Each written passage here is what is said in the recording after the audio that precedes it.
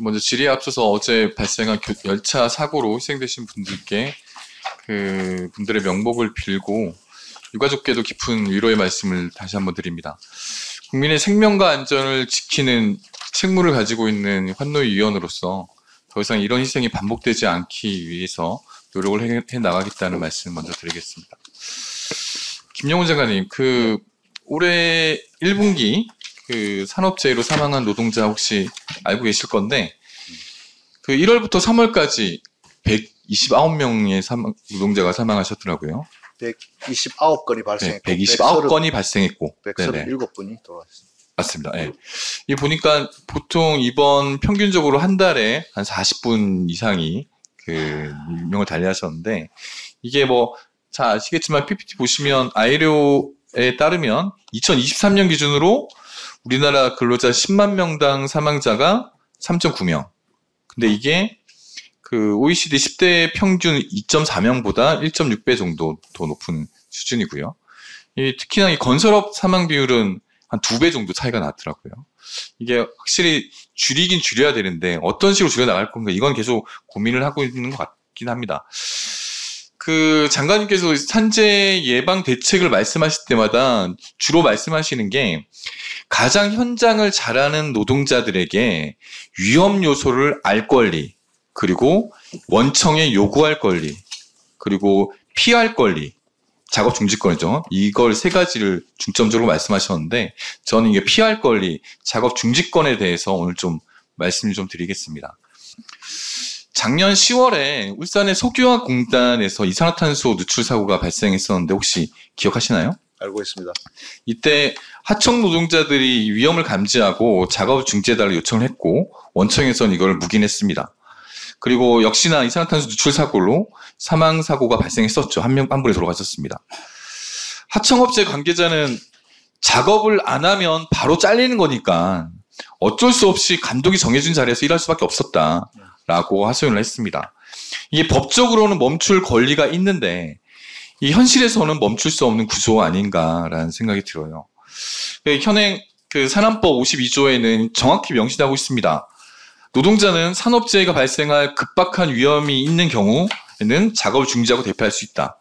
근데 이게 현실적으로는 가능할까? 그리고 이거를 노동부에서는 이 제도가 현실적으로 어떻게 작용되고 있는지, 어떻게 만들어지고 있는지, 실생활에서는 어떻게 작동하고 있는지 파악을 해본 적이 없습니다. 그런 걸로 알고 있습니다. 네. 이게 현장에서 실제로 이 작업 중지권이 어떻게 작동되는지에 대한 실태 조사를 한 적이 없어요. 단 한 번도 작업 중지권 행사 관련 실태 조사가 나온 통계 자료가 없더라고요. 저는 이거 반성해야 된다고 봐요. 이게 노동자에겐 가장 중요한 생명줄인데도 불구하고 정부는 그 실태조차 파악을 안 하고 있었던 겁니다. 다른 예입니다. 2016년도에 세종의 콘티넨탈 부품 공장, 혹시 이거 유해화학 물질 누출 사고 혹시 이것도 기억하십니까 혹시? 2006년 사고는 제가 잘. 이게 2016년 사고인데 2023년도에 대법원에서 판정이 납니다. 이게 뭐냐면 당시 전문가들이 유해화학 물질 노출이 가능하다 경고를 했고, 이에 대해서 노동자들과 노조 지회장이 이 작업 중단을 선언을 했습니다. 그래서 작업을 못했어요. 근데 회사가 이를 알고 무단 결근, 업무 방해로 징계를 내립니다. 이게 소송이 이어져서 2023년 7, 8년을 걸려가지고 대법원에서 판결합니다. 합리적 근거가 있으면 작업 중지는 정당하다.